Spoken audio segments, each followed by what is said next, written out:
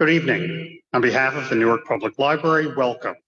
I'm Tom Ankner, the supervising librarian of the Charles F. Cummings New Jersey Information Center here at the library. Just a few housekeeping items for those of you here in Centennial Hall. Please help yourselves to the food on the tables, and bathrooms are outside and to the left on the gallery.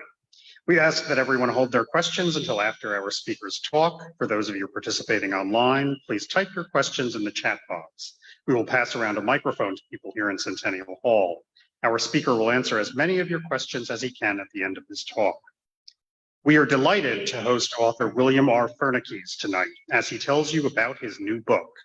Bill was born in Jersey City and grew up in Monmouth County.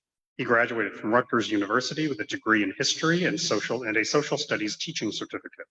He worked at Hunterdon and Central Regional High School for more than 35 years, retiring in 2010 as the district supervisor of social studies. He currently teaches courses in global education, human rights, and education at the Rutgers Graduate School of Education and Rider University. He has authored numerous articles, essays, and book reviews, as well as 4 books. Bill is currently a member of the National Steering Committee of Human Rights Educators USA, and he hosts a monthly podcast, Human Rights Education Now. Tonight, Bill will be talking about his new book, Clifford Case and the Challenge of Liberal Republicanism.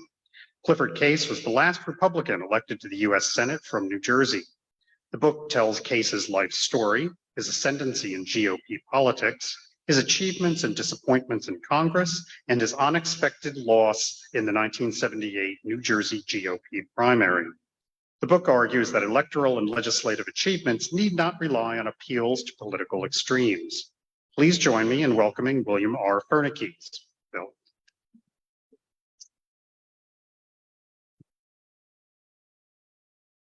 Thank you very much, Tom. It's a great pleasure to be with you and to share my insights about the career of former U.S. Senator from New Jersey, Clifford Case. As the United States attempts to make progress, despite the intense polarization evident in contemporary politics, I'm hopeful Clifford Case's life and work can serve as a worthy alternative, one that prioritizes commitment to the public good and country over party.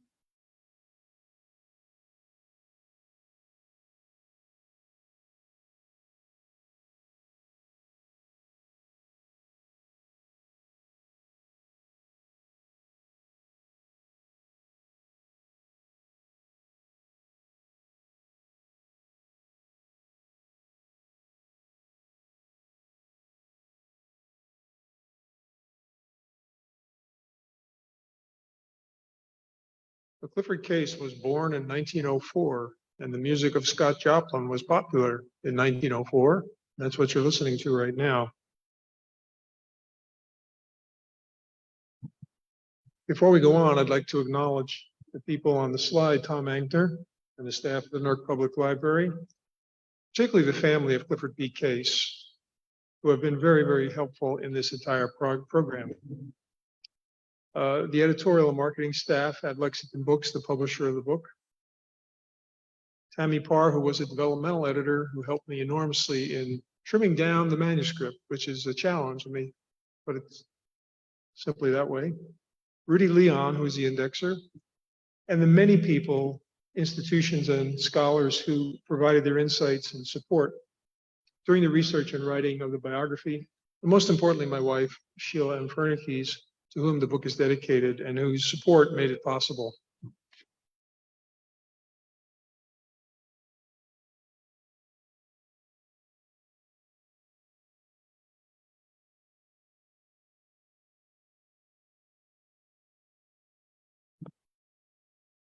This is the father of Senator Case. Born in 1873, Clifford Philip Case graduated from Rutgers in 1897 and from the New Brunswick Theological Seminary in 1900. He interned at the West End Collegiate Church in New York City from 1900 to 1902, and in that same year married Senator Case's mother, Jeanette McAlpin Benedict. He then accepted an assignment to be a pastor at the 6 Mile Run Reformed Church in Franklin Township, New Jersey, which still stands today on Route 27 in Franklin Township. This is where Senator Case was born in 1904, the oldest of the pastor's 6 children.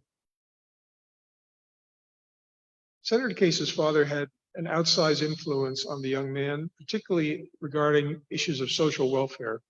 Senator Case's father was deeply concerned about the poor, the most vulnerable in society, and he was also interested in missionary work outside of the United States, and his church sponsored a missionary program in Japan.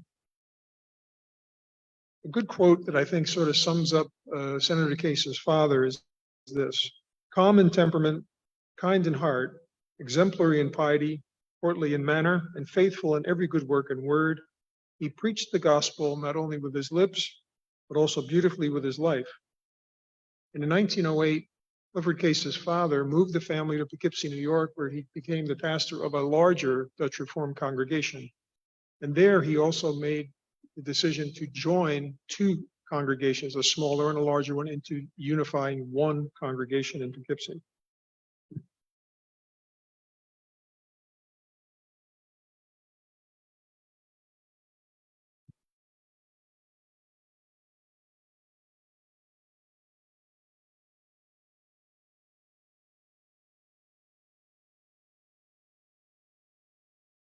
There we go.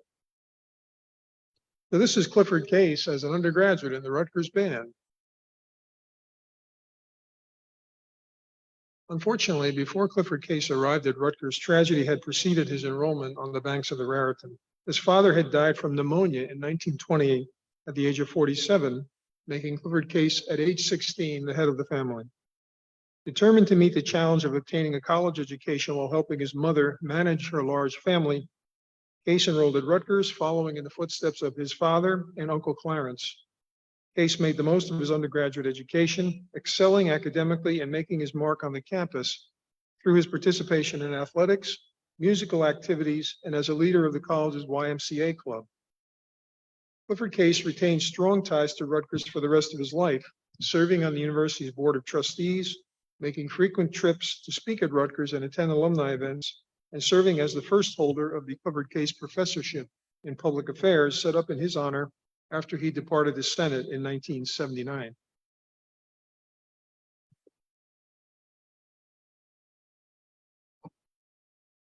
Ruth Smith entered the New Jersey College for Women, now known as Douglass College, in September 1923.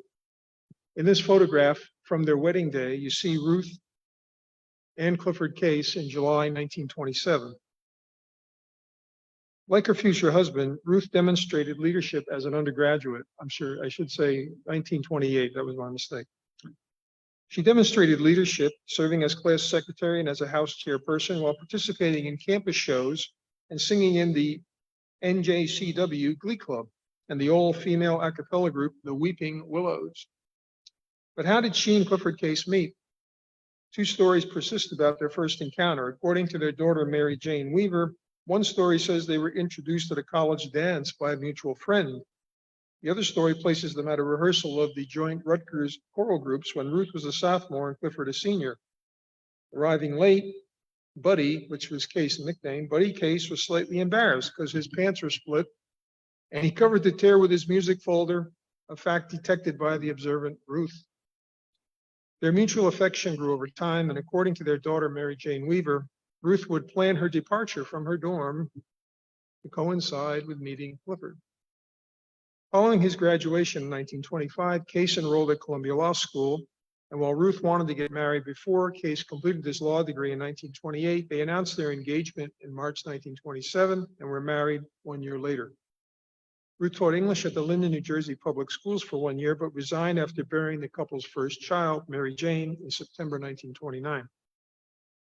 Ruth never worked again outside of the home, but was Clifford Case's loving wife and most trusted advisor during the 54 years of their marriage.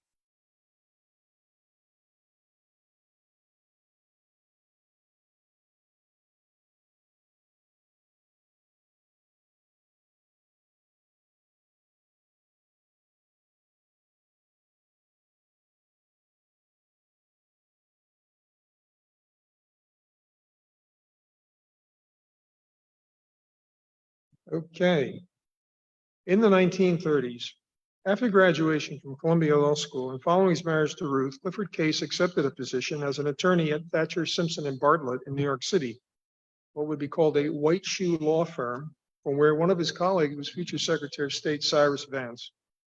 With the birth of their first child in September 1929, the Cases became one of many young families planting roots in New Jersey's burgeoning suburbs.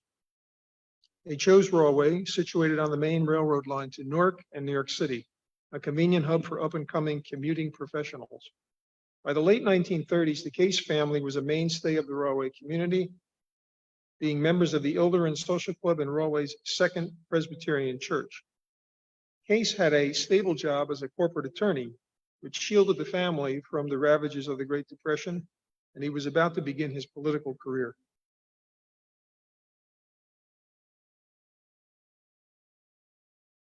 Encouraged to seek a seat on the Rahway Municipal Council in 1937 by two Rahway friends, Case decided to enter politics as a self-described liberal Republican. His interest in open and transparent government coincided with the clean government movement led by Republican reform candidate Lester H. Klee, who challenged Democrat A. Harry Moore for the governorship the same year. Case prioritized high ethical standards for public officials and improving the efficiency of government services. He won election to the municipal council as a Republican, one of only two Republicans on the council, which was dominated by 9 Democrats. Case was reelected in 1939 and 1941, and along the way learned the importance of coalition building as a minority member of the council.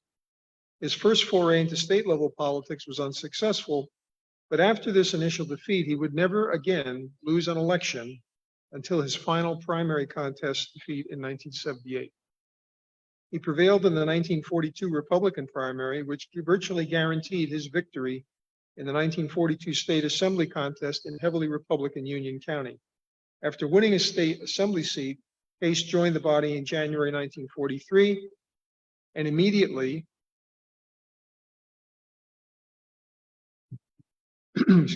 demonstrated interest in civil service reform.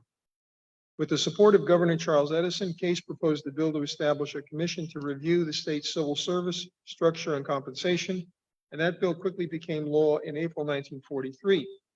Over the next year, the commission developed a series of reform proposals, which were embodied in Senate Bill 241, introduced in March 1944, and with the support of Republican Governor Walter Edge and Republicans in both houses, became law on April 5th. As Princeton professor and newly appointed commission director William Carpenter said, if you, Case, had not sponsored that bill, a reclassification would not have been undertaken, nor would I have been asked to reorganize the civil service. You deserve all the credit for initiating this enterprise.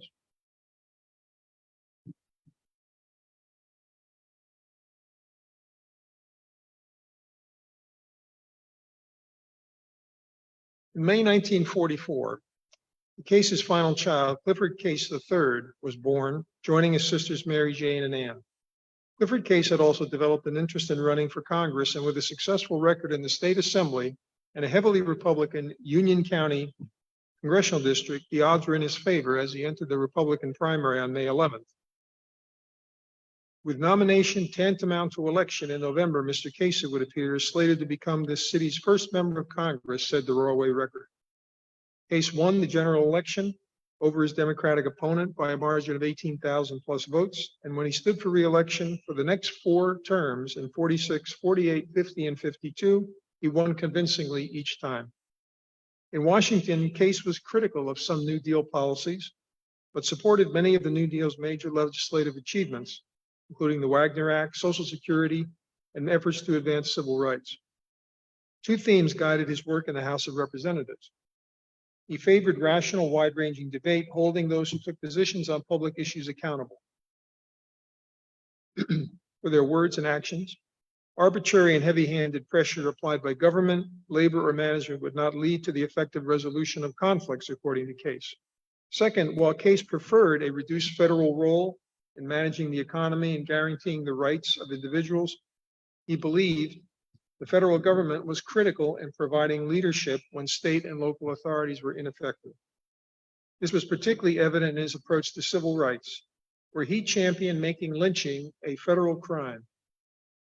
He introduced the bill to achieve that goal in 1947 using this argument: our moral leadership, upon which the outside world depends at least as much as our physical strength, and material resources will be greatly weakened unless we as a nation take definite and effective steps to eradicate the foul crime of lynching from the fabric of our domestic life.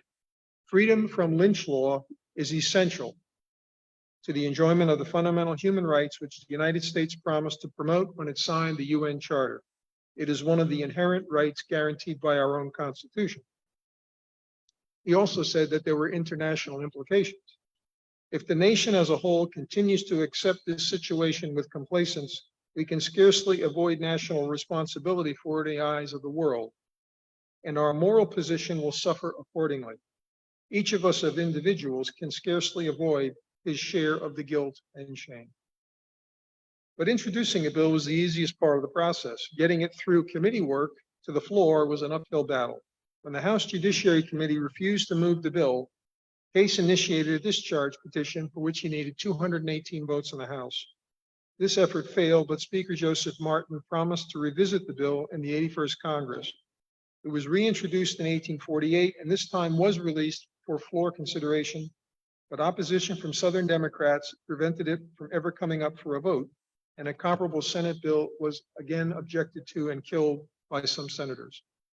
Despite these disappointments, Case's efforts, the Truman Civil Rights Commission's report to secure these rights, and other efforts of the NAACP and other organizations helped to shift the conversation nationally about civil rights, highlighting Southern obstructionism to racial progress and laying a foundation for changes that would happen later in the decade. Case was also a committed internationalist. He supported the Truman Doctrine, the Marshall Plan, aid for refugees, and reform of U.S. refugee policy to alleviate the enormous suffering of displaced persons after World War II.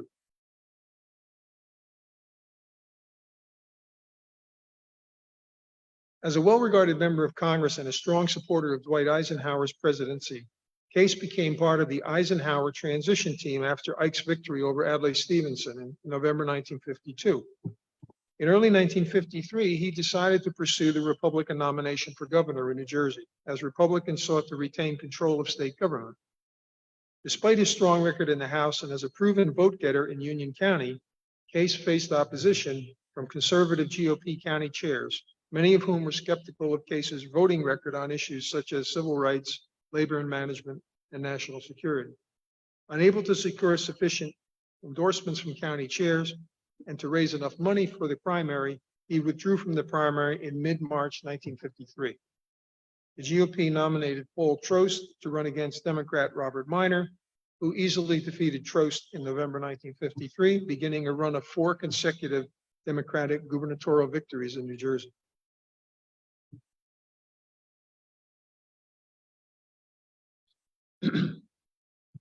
In this photograph, you notice Clifford Case and his family. This was done for the campaign that he ran for Senate in 1954.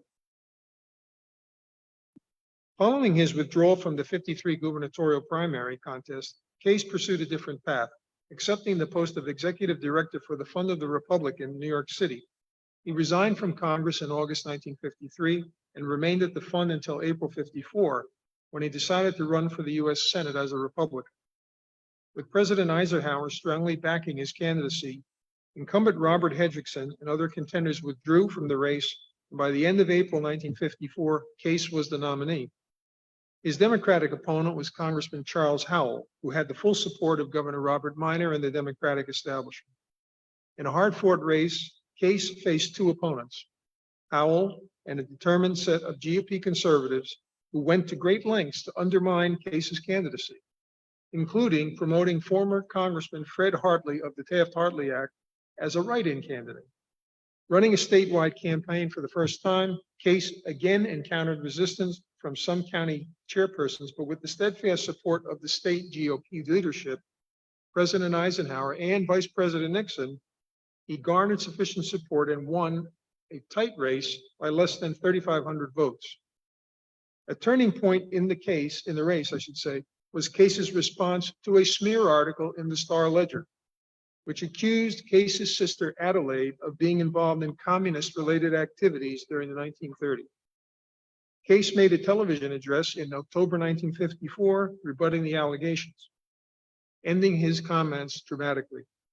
Quote, "I have just one thing to say to these character murderers. Adelaide Case is not running for the Senate of the United States. Clifford Case is the nominee. Smear me if you can, leave my sister alone.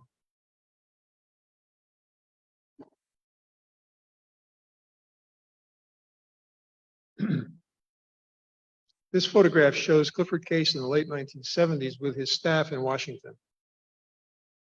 The newly elected senator took office in January 1955, and he quickly adapted to the requirements of being a freshman in an institution shaped by tradition. He hired Sam Zagori, a veteran Washington Post journalist and Rutgers graduate, as his administrative assistant, and worked to learn the norms and customs of the Senate, which at that time was dominated by veteran senators from southern states, including Majority Leader and later U.S. President Lyndon Johnson.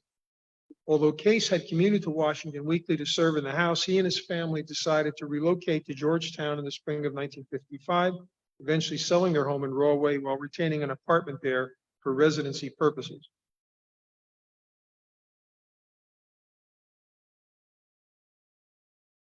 Clifford Case had a strong record in support of expanding civil rights protections when he entered the Senate in January 1955. In addition to proposing federal anti-lynching legislation during his years in the House, he was a committed ally of the NAACP's efforts to end segregation. In 1952, Case had been chosen to deliver the keynote address at the NAACP's Spingarn Award, given posthumously to Harry T. Moore, who along with his wife had been murdered in Florida due to their efforts to register African Americans to vote. Case was a key advocate of the 1957 Eisenhower administration civil rights bill and played an important role in overcoming Southern opposition to that legislation in the Senate.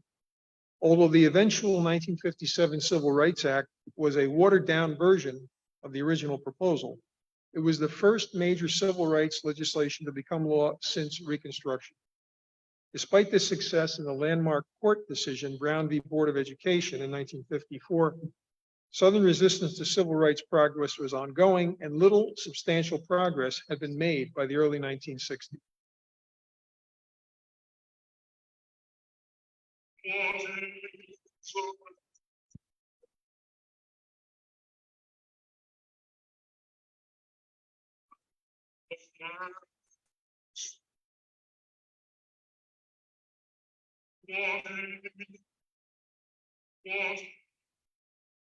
That was Paul Robeson, who in many ways embodied the contradictions of the United States in the 1950s, a man who had been lauded worldwide for his artistic ability and his personal commitment to things like human rights and the support of vulnerable populations all across the world, but who was persecuted by the United States government during the 1950s and blacklisted.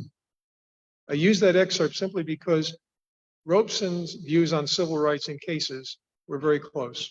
We needed to expand those protections, not only in terms of civil rights, but in terms of human rights. While Congress failed to make any significant progress on civil rights during the first 2 years of the Kennedy administration, civil rights activists refused to buckle under.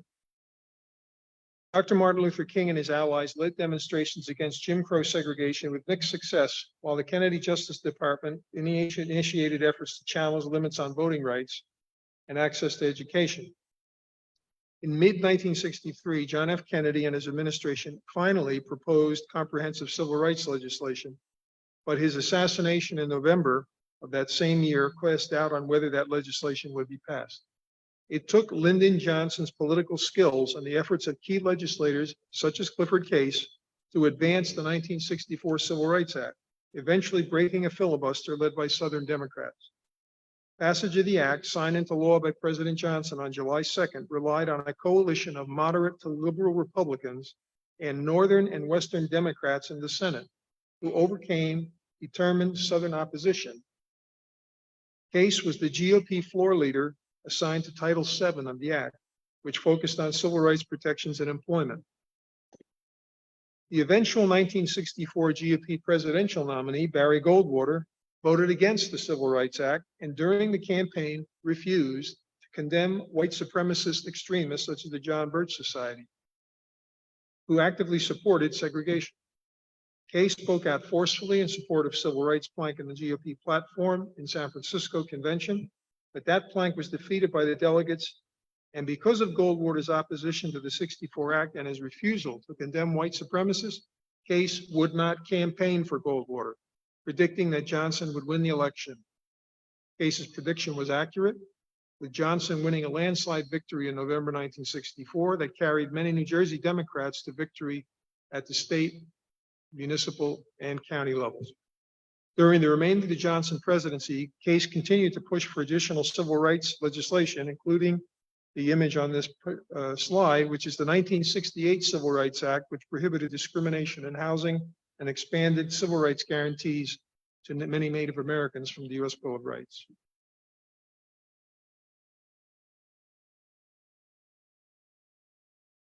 Although Case was the only victorious statewide GOP elected official from 1955 to '69, he continued to face opposition from GOP conservatives in New Jersey, who decried his liberal voting record and criticized his failure to support Goldwater.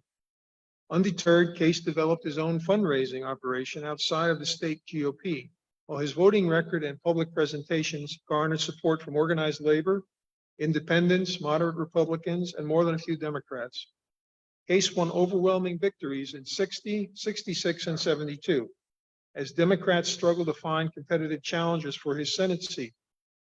Case also campaigned regularly for municipal, county, and state legislative GOP candidates, using strategic endorsements to advance candidates he believed would sustain the GOP as a centrist political party, one appealing to a broad range of the electorate. When he endorsed GOP primary candidate William Cahill in 1969, that was decisive in helping him defeat Charles Sandman for the Republican nomination for governor.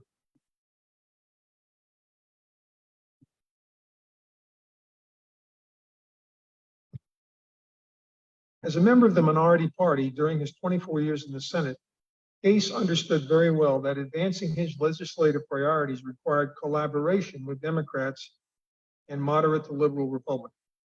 Highly respected for his strong work ethic and integrity, Case was appointed to the influential Senate Appropriations and Foreign Relations Committees in the mid-1960s, and he retained those posts until his departure from the Senate in 1979, rising to become ranking member on foreign relations during his final Senate term. He worked closely with fellow New Jersey Senator Harrison Williams to support projects and initiatives critical for New Jersey, including maintaining federal support for environmental, industrial, educational, and military projects in the state, while recommending the appointment of 3 key U.S. attorneys during the Nixon administration, Fred Lacey, Herbert Stern, and Jonathan Goldstein, who were highly effective in combating political corruption in New Jersey. And in this slide, you notice he's talking to Hubert Humphrey, and Humphrey was a close friend of Case and admired him a great deal.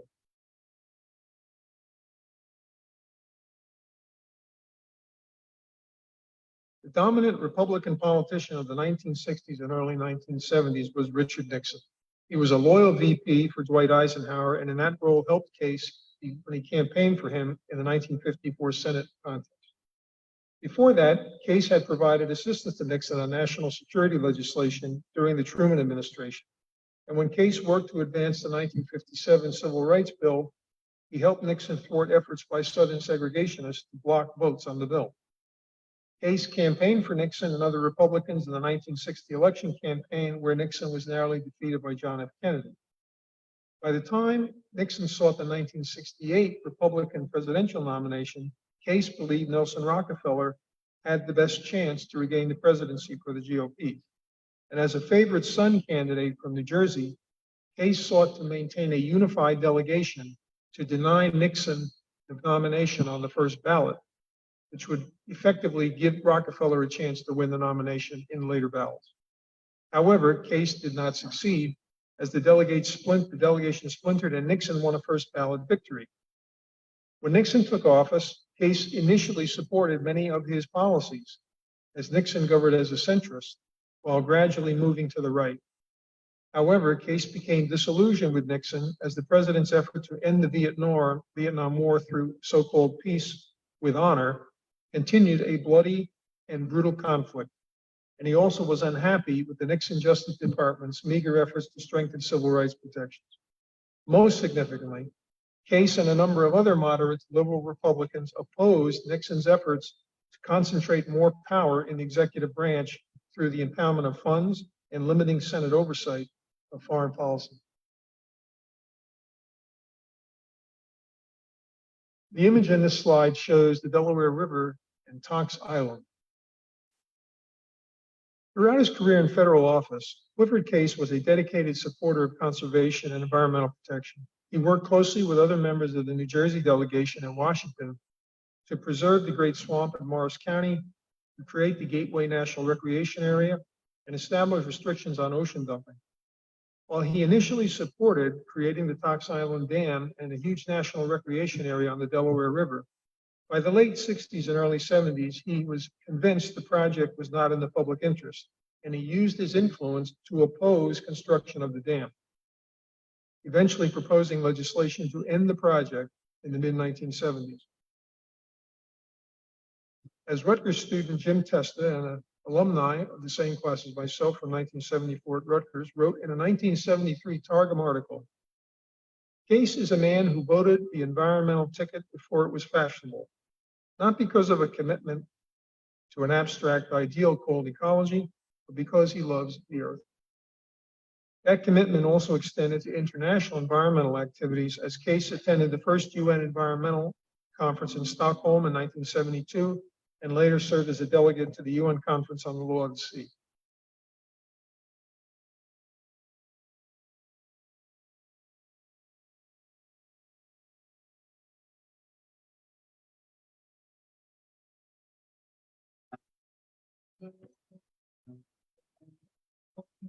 Where have all the flowers gone? Lord, can't see. Where have all the flowers gone? Long time ago. Where have all the flowers gone? Young girls, memory one. When will they ever love? When will they ever love?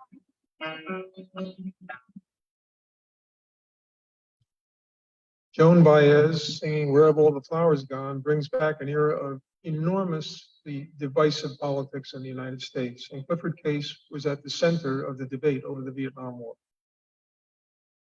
Until the mid-1960s, Clifford Case had little to say about U.S. Southeast Asia policy. He was long a vigorous proponent of containing communism, but he became increasingly skeptical of how the war was being communicated to the American public during the Johnson administration.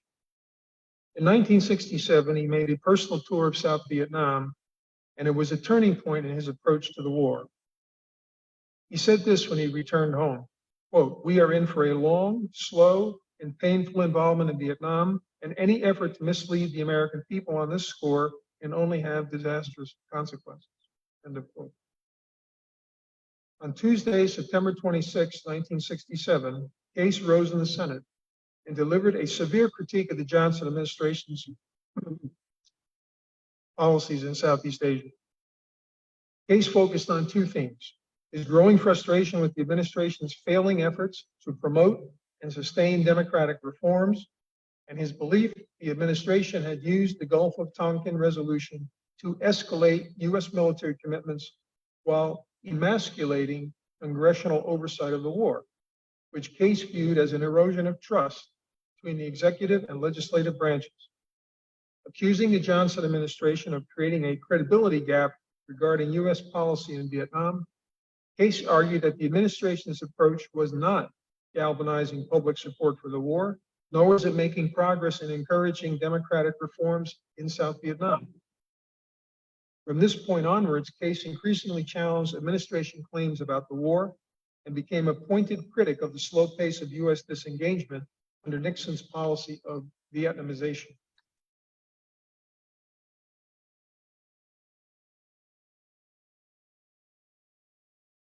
In this slide, you see Senator Frank Church of Idaho. He and Clifford Case became close allies in seeking to end the Vietnam War. Now, although Richard Nixon had pledged to achieve peace with honor in South Vietnam, by 1972, early 1972, the war was not any closer to ending than in January 1969, when Nixon had taken office. Congressional efforts to limit the scope of U.S. involvement in Southeast Asia had made some progress, but it became increasingly clear that to end the war, Congress would need to use its power of the purse to end funding for the war. In April 1972, Case and Senator Frank Church proposed an amendment to the Foreign Aid Authorization Bill that would set December 31st, 1972 as the final cutoff date for funding of U.S. military efforts in Indochina, while also mandating the withdrawal of all U.S. military forces contingent on the release of all U.S. POWs and an accounting of U.S. forces missing in action. As Case said during hearings on the bill that April, quote, "I believe that the only way we can end the bombing and the other horrors of this war is to end our involvement completely. For some time now, I have been convinced that the only way out of this dilemma, as far as the United States is concerned, is to fix a definite time after which we will no longer carry the burden of the war ourselves. If we do this and the South Vietnamese know they are faced with a definite time limit, they will know also that they have to shape up and will do so, if indeed it is possible. In any event, we will have done all we can or should do," end of quote. For the next 15 months, including the period when the U.S. and North Vietnam signed a peace agreement in early 1973, Case and Church continued advocating their End the War Amendment.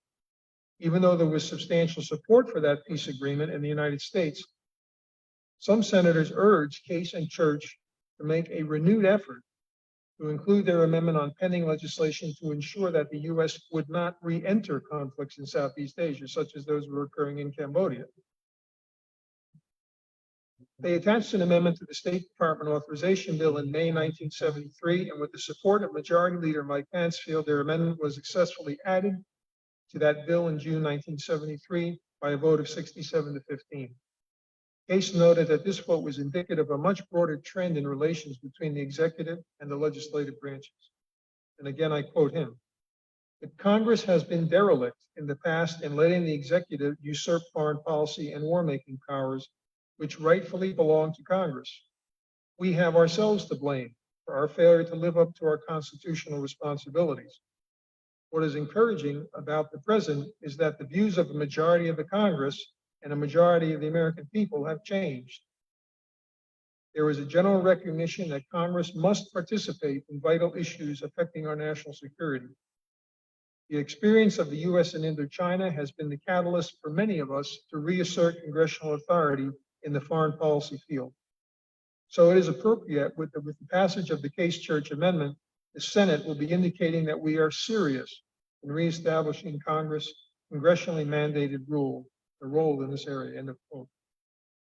After further negotiations reconciled differing versions of the amendment in the House and Senate, final version passed overwhelmingly in both chambers, and Nixon signed the bill into law on July 1st, 1973.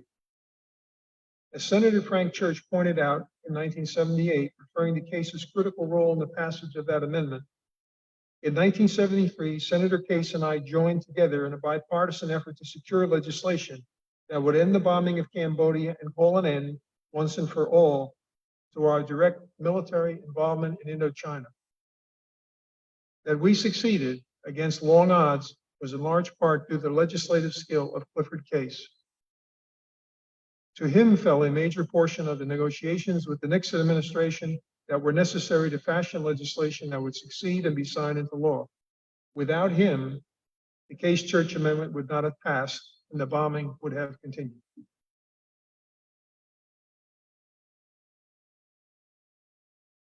In 1972, Clifford Case soundly defeated Democratic Paul Krebs by a margin of 64% to 36%, cementing his position as New Jersey's most effective GOP vote getter.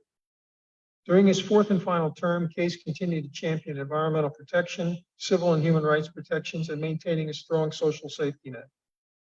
In 1972, the Case-Zablocki Act became law, which remains in force today and requires the president to transmit the text of any international agreement other than a treaty to the Congress within 60 days after it has gone into force. This was another effort by the Congress to enforce oversight of the executive branch's conduct of foreign policy, complemented the following year by passage over Nixon's veto of the War Powers Act.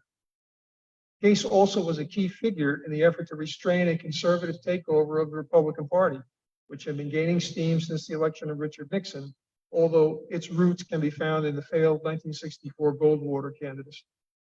In contrast to his reliance on reasoned persuasion at the 64 and 68 GOP conventions, when the New Jersey delegation splintered and helped Goldwater and Nixon become the nominees, Case used his political muscle to keep the New Jersey delegation in line when Ronald Reagan attempted to win the 1976 GOP presidential nomination against Gerald Ford. Working with New Jersey Assemblyman and future Governor Tom Kean, Case persuaded New Jersey delegates to reject Reagan's overtures and support Ford, which, along with the Pennsylvania delegation's efforts, helped Ford win a first ballot nomination for president.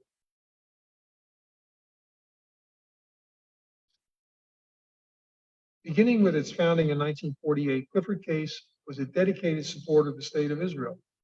In 1966, Case was appointed by President Johnson, to attend the opening of the new Israeli Knesset building as part of the U.S. delegation. And during Israel's wars of the late 60s and early 70s, he used his influence on the Foreign Relations Committee to effectively advocate for increased U.S. support for Israel as it fought to survive.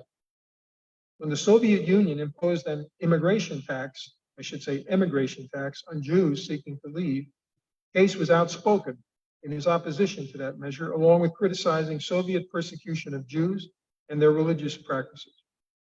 After leaving the Senate, Case co-chaired a coalition to oppose U.S. arms sales to Saudi Arabia during Reagan's first term. The Israeli journalist Sam Segev, writing for Ma'ariv, put it best, quote, Case would often, quote, stand alone as a solid rock in support of Israel, end of quote. And in light of that legacy, an Israeli government invitation to visit Israel, according to Segev, quote, would be but a modest gesture to honor a man who labored for Israel, not for compensation, but out of a profound recognition of the justice of her cause, end of quote.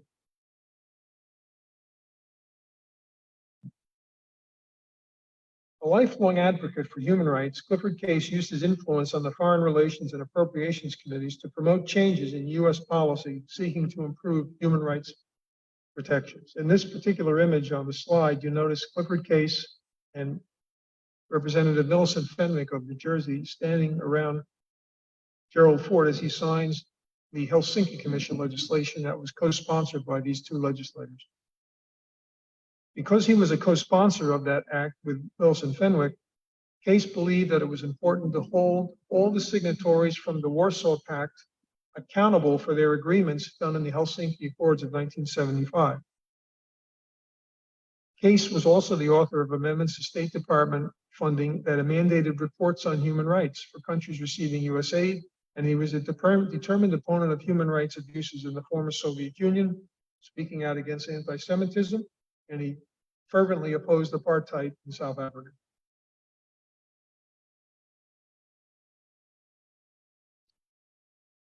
Ethical behavior was a cardinal principle of Clifford Case, and he was a tireless advocate for improving the ethical standards of public officials.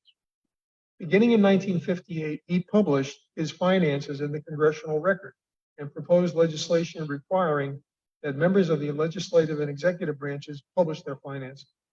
In the early 1960s, Case opposed what he considered a cursory and simplistic investigation of influence peddling by then Secretary of the Senate, Bobby Baker. And he fought against indifference about the Baker case demonstrated by many of his colleagues. His appointment of 3 anti-corruption U.S. attorneys for New Jersey during the Nixon administration followed in the same vein, and their work resulted in the conviction of many New Jersey government officials for engaging in criminal activities while as public officials.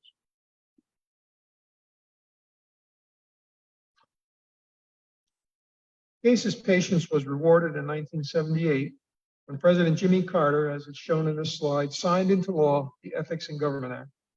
Senator Charles Percy of Illinois recognized Case's contributions to this landmark legislation, and I quote, The section of the bill dealing with government personal financial disclosure requirements is a spirit attributable to Clifford Case. Certainly, we pay great tribute to him for the inspiration and initiative he has provided in this area. End of quote. The Star Ledger also praised Case after the bill signing, saying it represented, and I quote, a highly appropriate climax for the New Jersey Republicans' distinctive career in public service.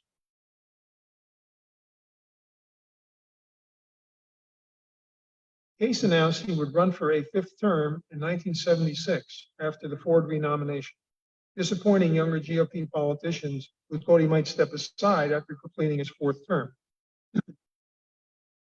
Case was confident he would prevail against a little-known conservative named Jeffrey Bell, who had worked as a Nixon speechwriter and on Reagan's 1976 campaign.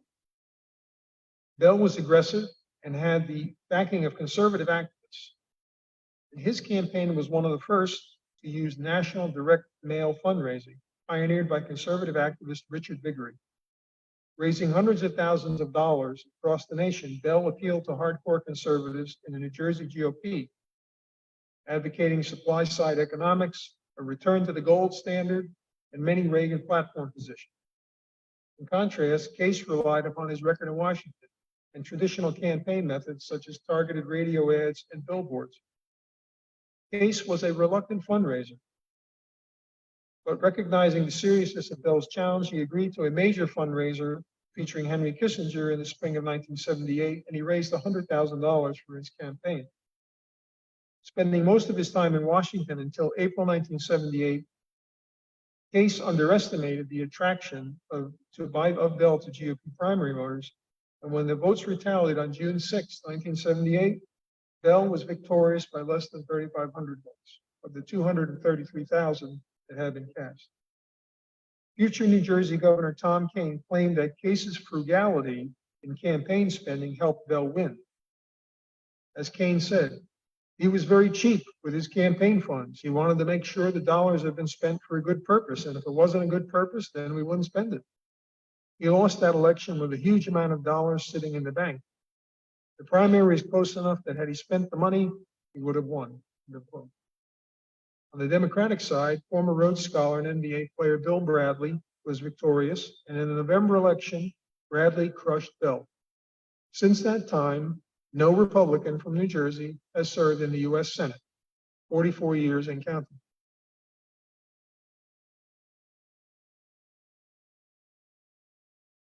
You see in this particular slide part of an article about Case that deals with his life after the Senate.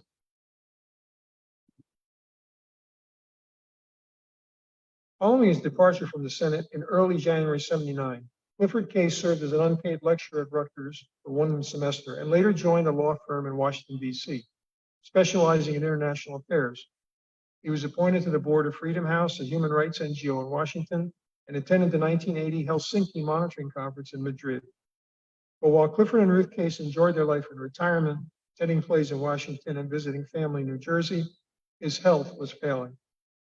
He had one lung removed from cancer in August 1981, and while there was hope the operation had removed further cancerous threats, that was not the case. He was hospitalized again on February 10th, 1982, and died on March 5th, with his devoted Ruth by his side.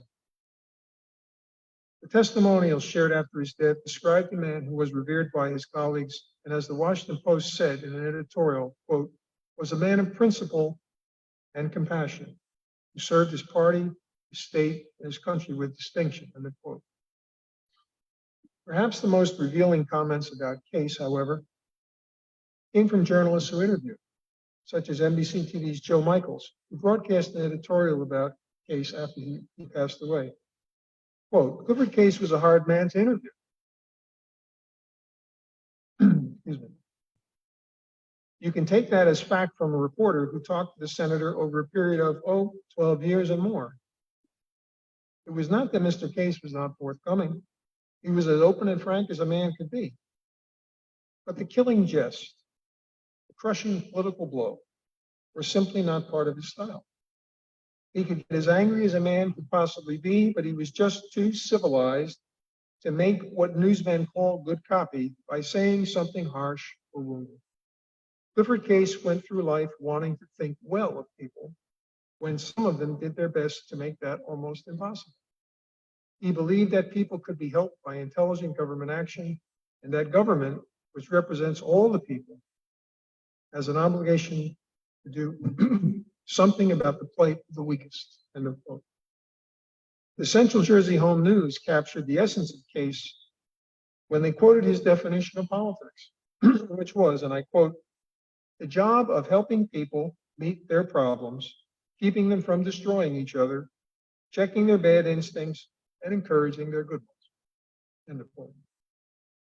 So when all is said and done, Clifford Case's legacy was evident in his work as a public official, championing civil and human rights, restraining executive power, advocating and improving government ethics, and remaining true to his belief that the Republican Party must represent a broad range of opinions and ideas, not just those from one extreme of the political spectrum. He valued his independence, and his appeal to voters rested on his reputation for integrity, thoughtful behavior, advocacy of New Jersey's priorities in Washington, and putting country over party, even when it threatened his own political survival.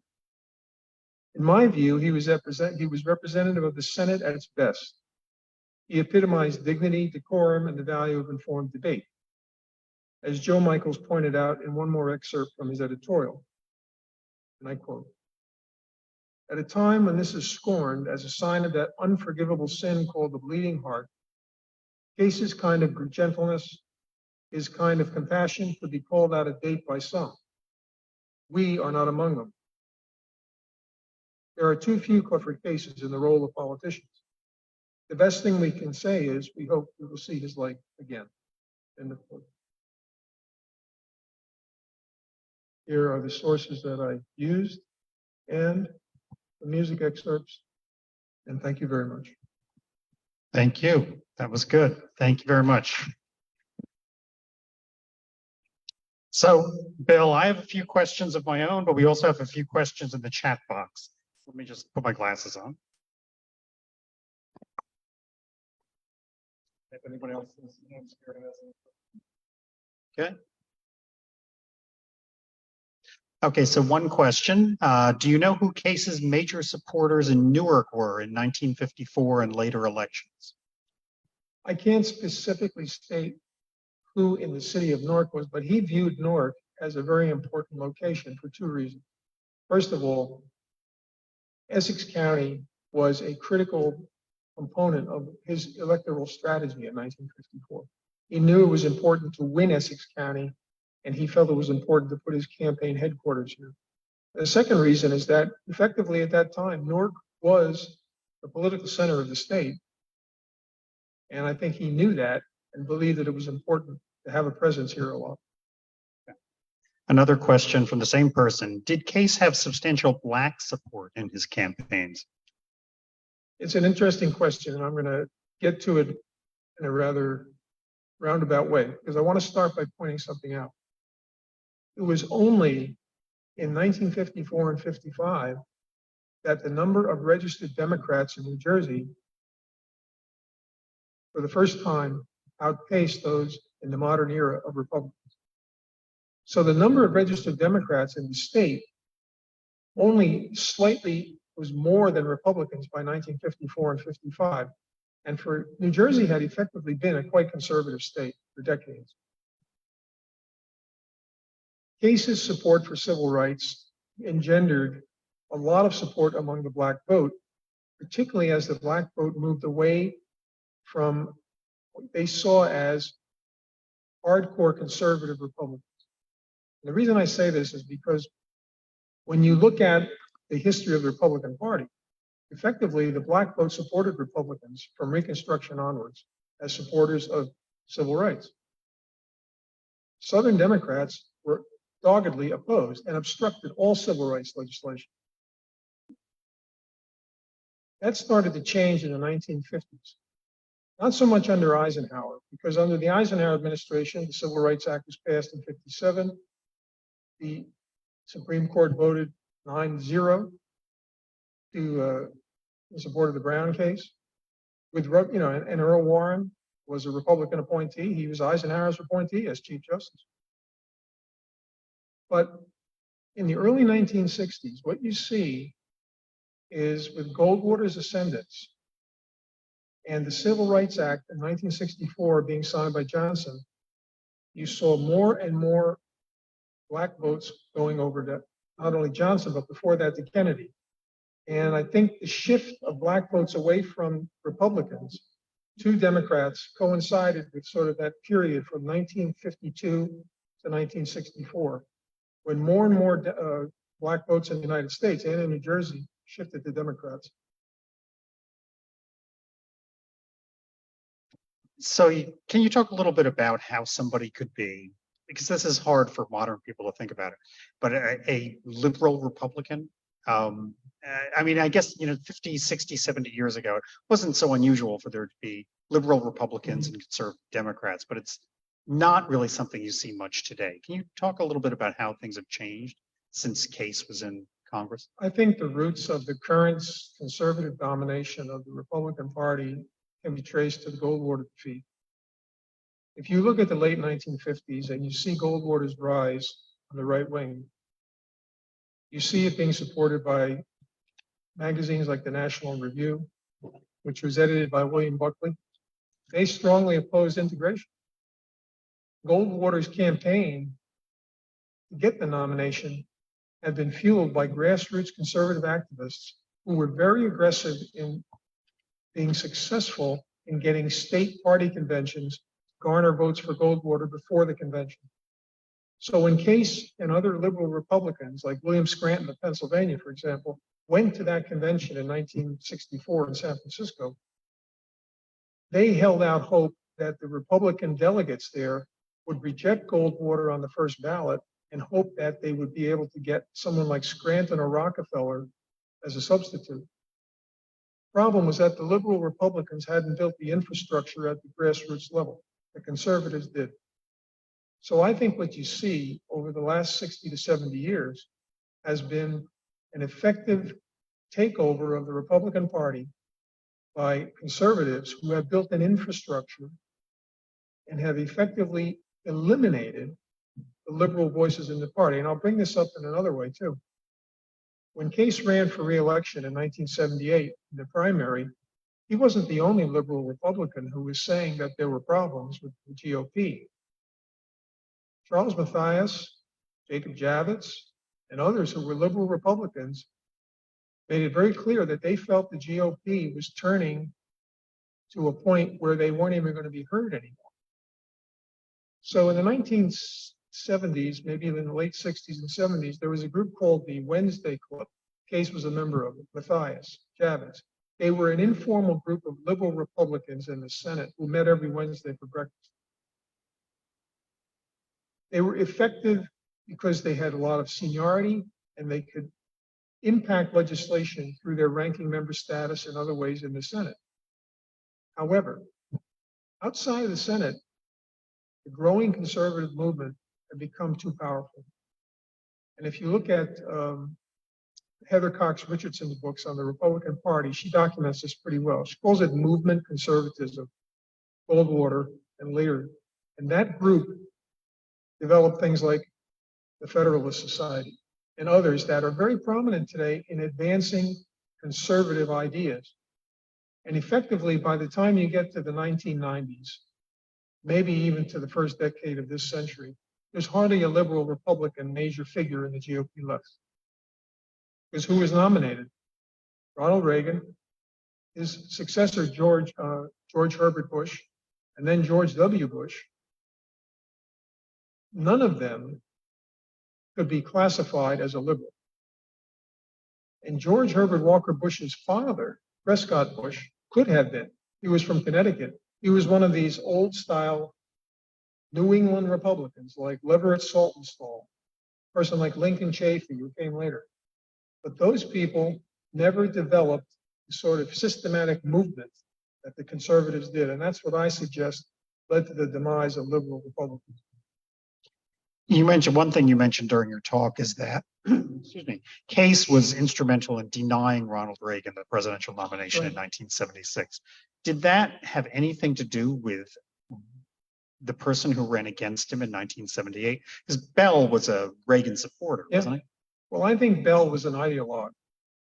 He really was a person who believed in all of the supply side economics, the Jack Kemp ideas that came out. He very much believed in moving back to the gold standard. And he was so far out of the mainstream that when he faced Bradley, it was, for lack of a better basketball metaphor, it was a slam dunk that Bradley would defeat him. But Bell came here specifically to challenge Case. There's no question about it. He had lived in New Jersey for a part of his life, came back to New Jersey to challenge Case, and believed he could win with that type of support. And in my opinion, Case made a strategic error. He didn't begin his campaign early enough, and he thought he would win because he'd always won. Bell was very effective in targeting GOP conservatives who had for years not liked Case. In fact, you can read letters in the Rutgers Case papers from people who wrote about how they were thrilled that Case lost. But at the same time, I think one of the other factors was that when you look at primary elections, they can be very deceptive. And I think Case took for granted that in the primary he had always won. Why would it be any different now? In fact, 2 weeks before the primary election in June 1978, a poll that Case had commissioned told Case he was going to win by 20%.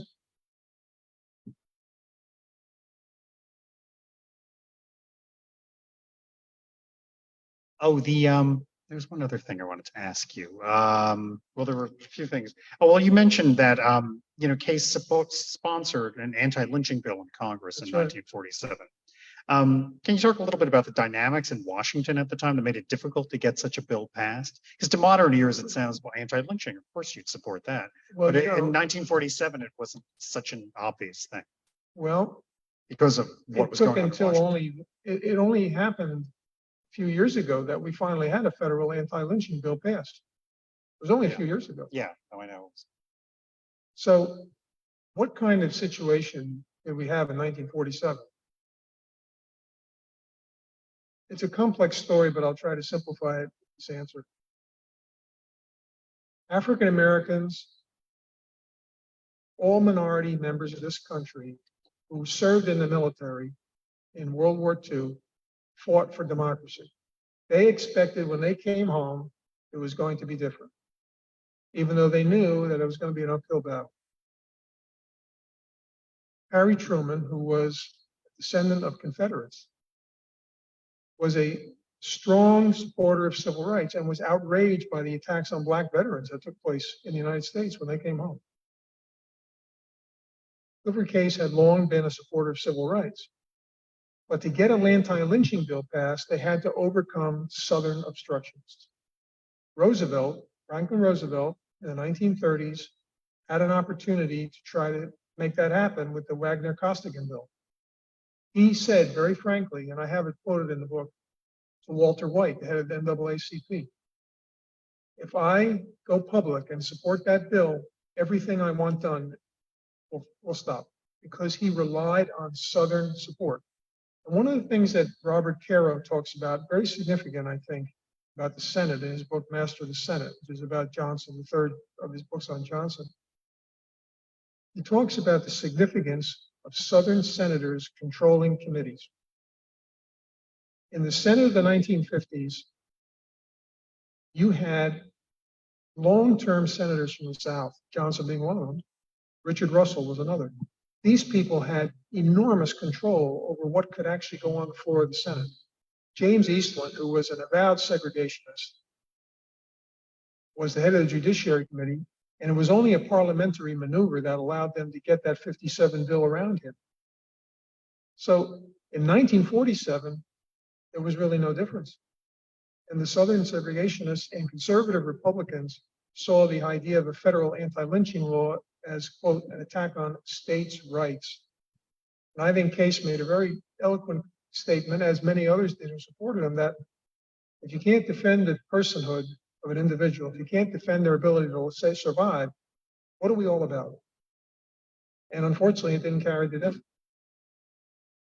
I just remembered the question I was going to ask you. If Case had won the nomination in 1978, do you think he would have beaten Bradley in the general election? Well, that's an interesting question too, because Jonathan Goldstein, who was one of the people on Case's campaign, he had been one of the U.S. attorneys, but had been replaced by a Carter nominee in 1979. He was the campaign finance chair, told me that they were, throughout the entire primary campaign, planning to run against Bradley. They didn't believe Bell was going to win. They thought their opponent was really Bill Brown. Now, whether he could have defeated Bradley is another issue. And it's interesting to talk about that because given Case's health, he would have died in office in that fifth term. So, I think Bradley and Case would have been a very interesting matchup. This Case had a long record as a liberal Republican.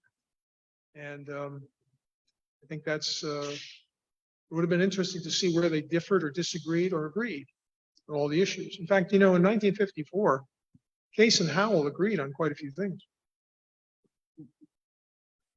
Would have been interesting to see it would have changed history really if Bradley had lost that election though, because he became a, really major figure later on in the Senate. Yeah. I think it's interesting that the Republican Party in this state hasn't been able to put anybody in the Senate in 44 years. And I think that's an interesting question they have to answer to. Is there anybody in the Republican Party in New Jersey today who you think could win the Senate? I couldn't really say, but New Jersey has a lot of independent voters. We're not an all one-way state when it comes to making decisions. I mean, right now we have a majority of Democrats in the legislature and a majority in the Congress, but that hasn't been always the case, even in the last 30 years. So I think a person who had a strong independent streak and who rejected the far right would be able to run. I think people who want to embrace the platform of former President Trump or the far right Freedom Caucus have zero chance, in my opinion, of winning a federal office in this state from this state. Well, yeah, you see how many fewer Republicans are in the House now than were at the beginning of Trump's presidency. That certainly says something there. Does anybody else have any questions? In the back. No, you don't. You have a question? Okay. I was just wondering, on your personal opinion, who do you think should be put in that position Who should be? as far as running for the Senate? On your personal perception of all the candidates and everybody that you watched and other people that you've seen over the past, who do you believe that you think would do just as good a job? As Clifford Case? Yes. Good question. I think that you have to be a person who thinks, well, let me put it this way. I think you have to be a person who has integrity and who will be willing to not go along to get along, be independent. Case never took a lot of money from the state party. He felt it was compromising his independence. In fact, he was asked in the Senate by other Republicans, will you be the minority whip, which is a powerful position? He said, no, because I don't want my independence to be challenged. I'd rather not have to vote a party line. So I think you need a person who is respected for their independence and their integrity, and who would be willing to meet people where they are and not just promote sort of a party line idea. Case was the type of guy who thought carefully about what he did. I interviewed a number of his former staff, and one of the things they said to a person was that on his Thursday, his weekly staff meetings, he wanted to hear every point of view.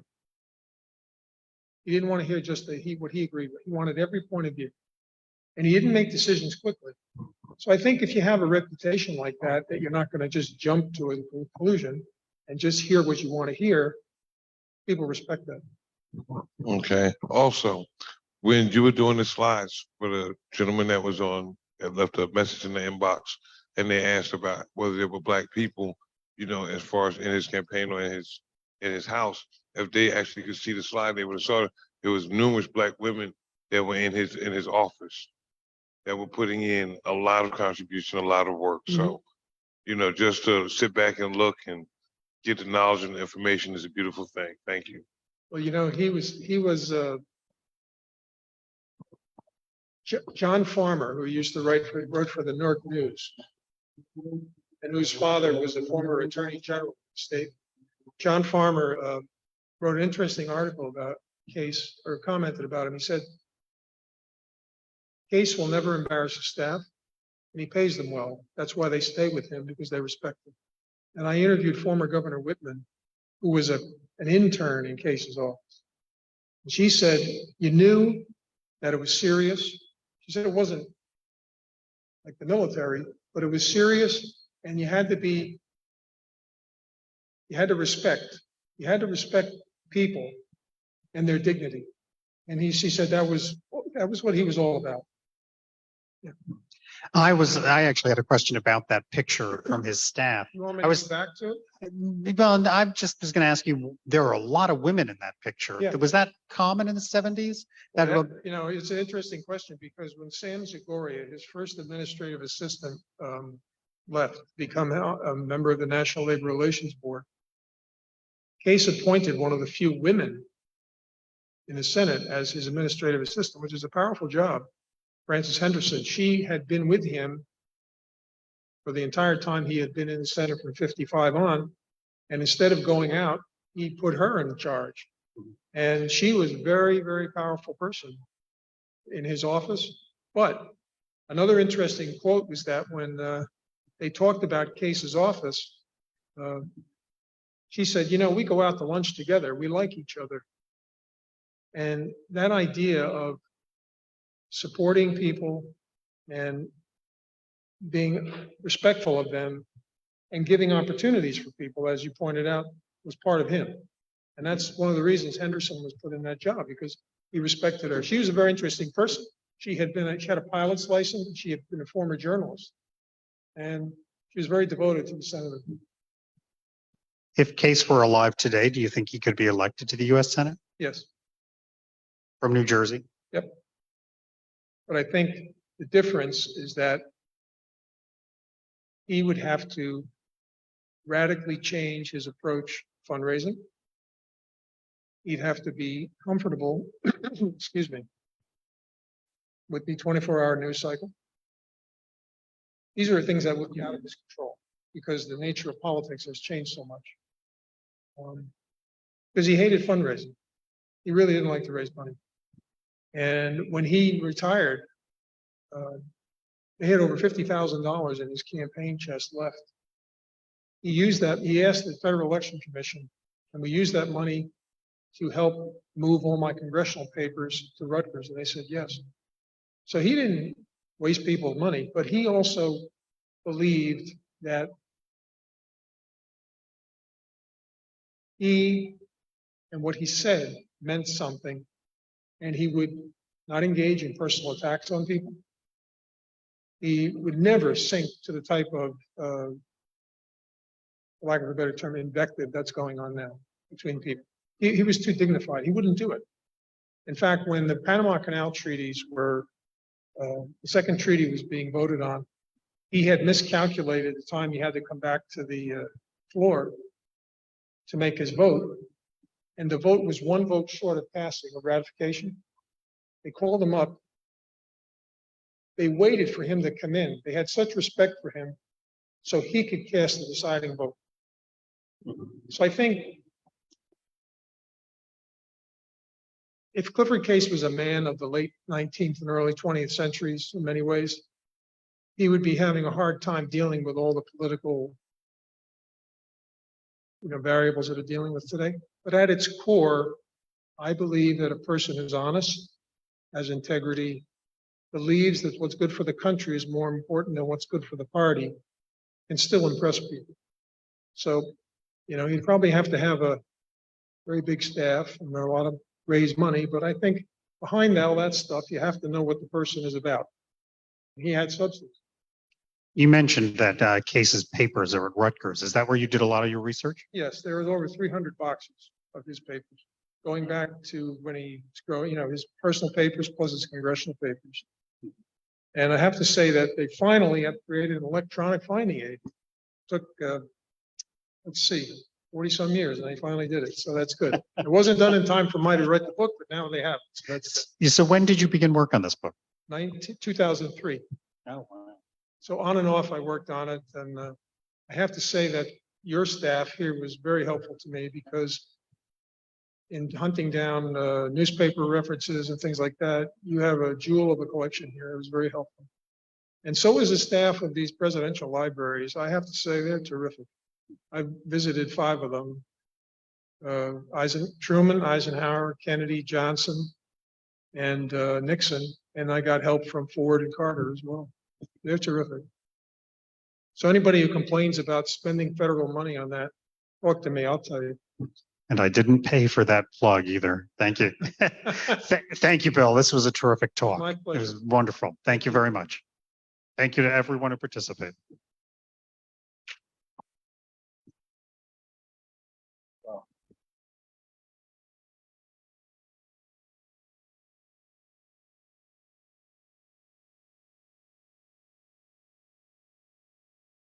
Here you go, Tom.